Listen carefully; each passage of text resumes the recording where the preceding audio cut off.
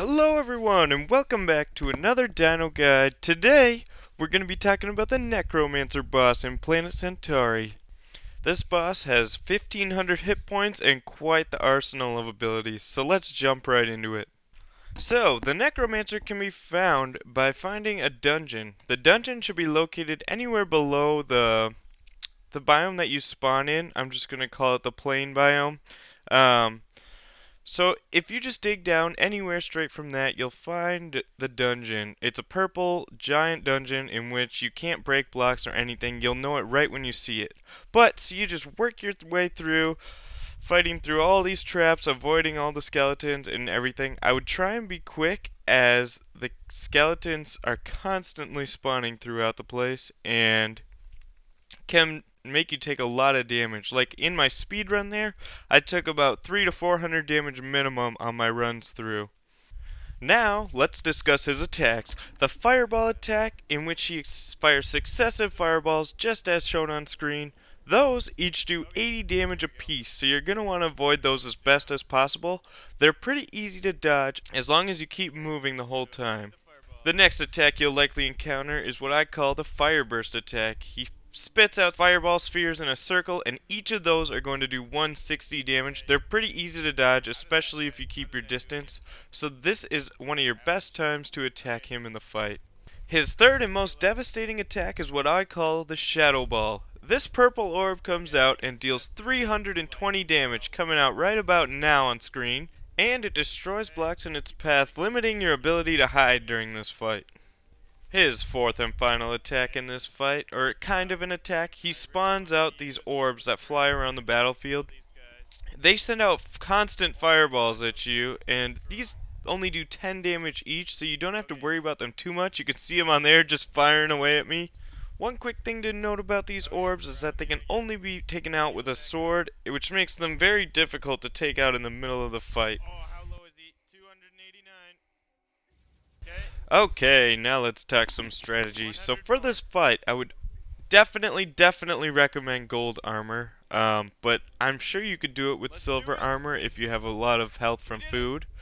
And as far as weapons go, I highly recommend the lightning bolt spell, as nothing will put out the DPS that this weapon does. I'm sure you could do it with a bow, but it's not going to compare to the damage that the lightning bolt spell can do in such a short time. Also, the lightning bolt spell acts as a dual counter because it strikes the ground, which kills the skeletons underneath him as well that are trying to attack you. So you kind of get a win-win from the lightning bolt spell in this case. Another quick strategy that I came up with while preparing for this video was putting up platforms about 4 high in the stadium. That way, the skeletons won't be able to hit you because of the mechanics in which they just can't jump and attack in this game, and I find that very odd. But as you can see here, you just place down the platforms across the whole battlefield, and you'll be able to run back and forth without having to worry about all the skeletons attacking you. So just one less thing to worry about in this difficult fight. And before we wrap this section up, I wanted to mention that the boss is cheesable, but only with the lightning spell. So as I mentioned before, the Shadow Ball attack does destroy blocks in its path. But as you can see here, you can destroy it with a lightning spell through the wall. One last thing for after you defeat the boss is that the orbs are still flying around trying to kill you, so make sure that you're healthy enough to take them on before trying to grab all your loot and ending up dying. So finally, the loot. So he 100% drops the Necromancer Orb, as can be seen on screen here. It's a purple orb, just like the ones that fly around. It sits right above your head and shoots fireballs just as they do, and they do 5 damage each. Other than that, he drops the dark armor. This armor, each piece has a 20% chance of dropping, and each piece has SP plus 120 and damage reduction 10%. This armor would come in super handy if you guys are able to farm up this boss and get this armor, because it offers so much stamina at an early point in the game that this could just ride you through the other bosses, as long as you have enough health from a life gem and other food sources that you've obtained throughout the series. Before we wrap up today's episode, I wanted to rate the Necromancer. For his uniqueness, I'll give him a 4 out of 5. I think he's great and his moves are pretty good as well. The only thing is that his Shadow Ball attack is definitely overtuned and does not need to do 320 damage to be effective.